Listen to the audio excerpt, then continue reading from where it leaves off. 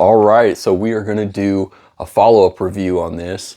This is the 8BitDo Nintendo Switch controller. This is just the basic one that they make, and I probably had it now for 8 months minimum, probably close to a year now.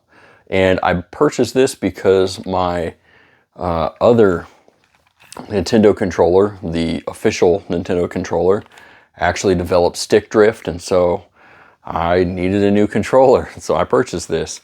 Now, I'm not gonna lie to you, when I bought this, I thought, okay, I'm just gonna give this a shot, see how it turns out, but I'm not expecting anything.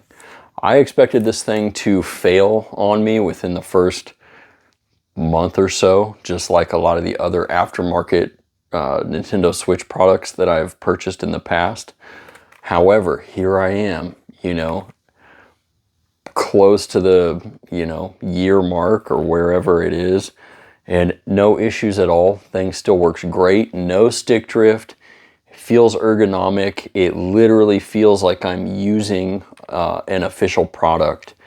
Just the overall construction of these, I think, is very aesthetic. They're packaged well. It's a nice product. Now, typically, I'm all about function when it comes to something. Whatever kind of product it is, I typically don't care how it looks or anything, as long as it can get the job done.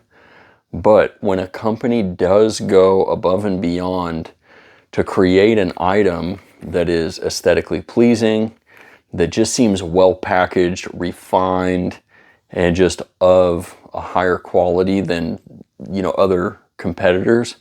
Even the packaging that this came in was really nice. It looked like something that you would find in a nice store, maybe like maybe one of the expensive items at Target, maybe.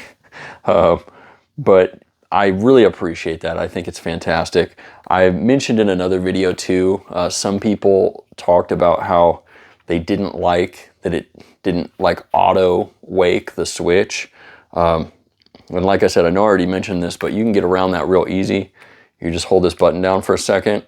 Once it starts to flash, you just shake the controller, and then you'll notice right now, it just woke up the Switch right now. So my Switch literally just turned on.